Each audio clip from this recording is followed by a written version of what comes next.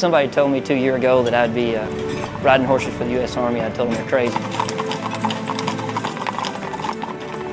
When your back's hurting and your knees and ankles are aching and all you want to do is sleep, that's when it really comes in, where your heart shows through and where it really shows if you want to be a tomb guard.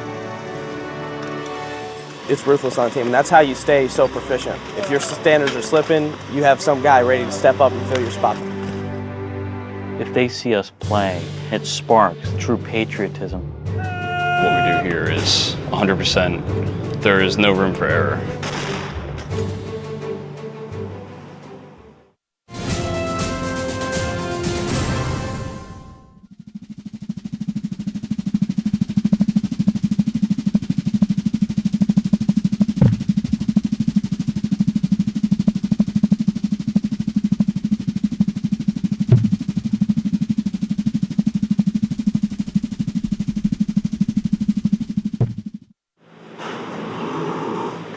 A horse can get sick from, they do what they call colic.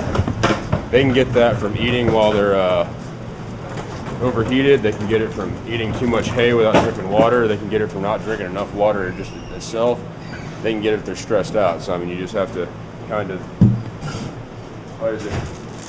Like an ounce of prevention. An ounce of prevention is worth like a pound of cure or something like that. It's true with these guys.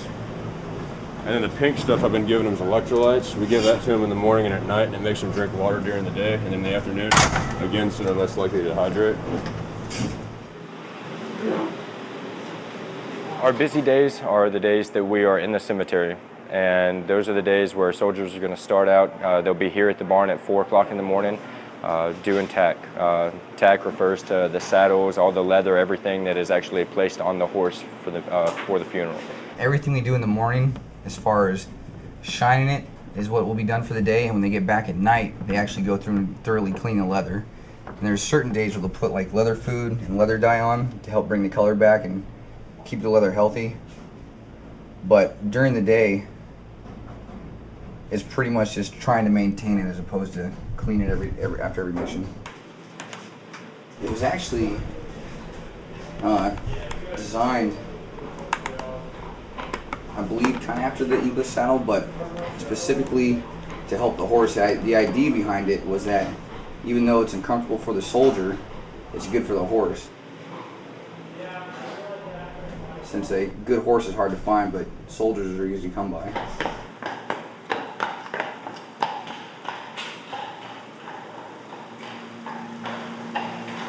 We should get 6 in there first.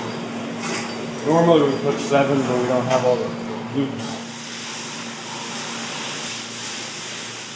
In the start of a normal day, you would actually have to wash horses. They're just like us. They don't want to be woken up so early in the morning. So, they're still kind of groggy. They're a little grumpy at times.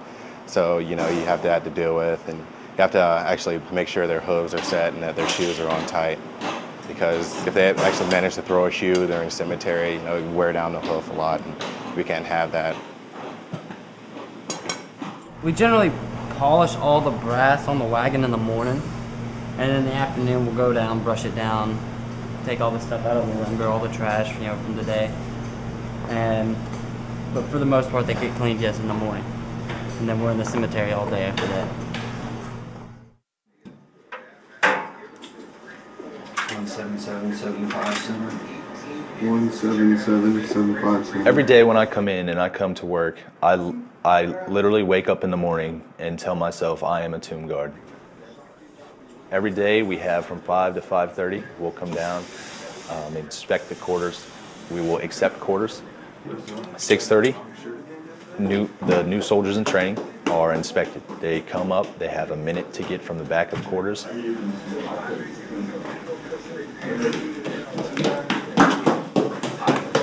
Up to the front of quarters, set up their rack, and whoever is responsible, whoever is their trainer, will gig them or give them their corrections. And if they feel like their uniform is in good enough condition to walk, then they will be written in the schedule, and they will be allowed the opportunity to earn more walks to go outside. All right, you're making good improvement. Just need to work on the same spots, trouble areas where the cracks are. You got your micrometer? That's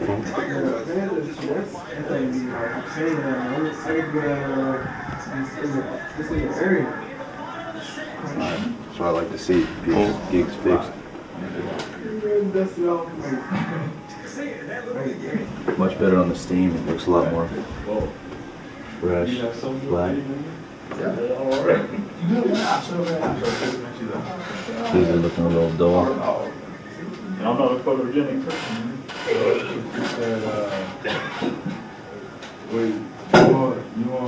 Measurements are money today, though. A little more steam just on these press marks. Okay, right. So a little more. Just go over it when you think you're done. Go over it one more time.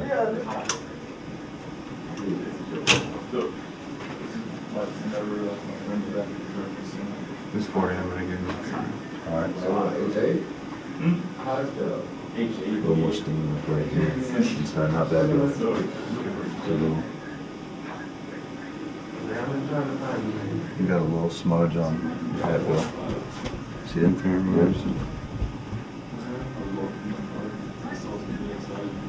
Your straps.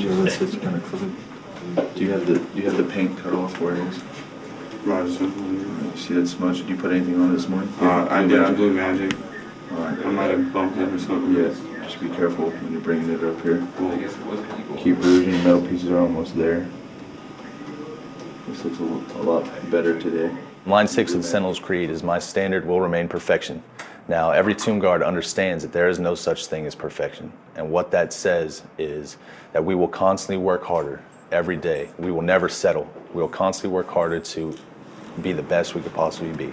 When we're tired, when we're really hurting and our backs are hurting and our knees are hurting, we're still going to stand straight and we're still going to put forth the same amount of effort because of who we represent. We will always work, and that's the little sacrifice that we have committed to make to honor those fallen soldiers and the unknown soldiers.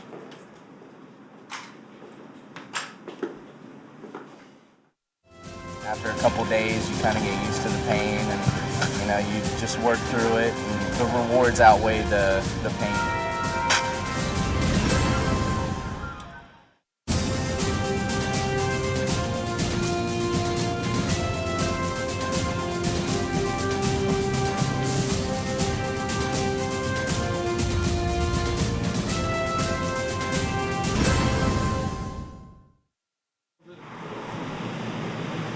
Everybody, Buddy Bird. Everybody, Buddy, Bird, Singer, Tom, Tony.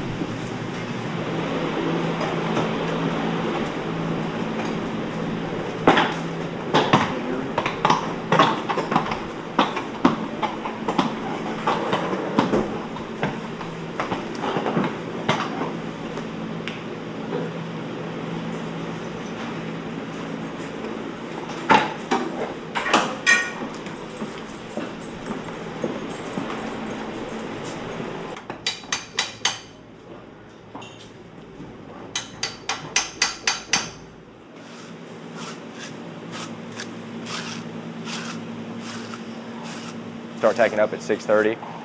We will bring the horses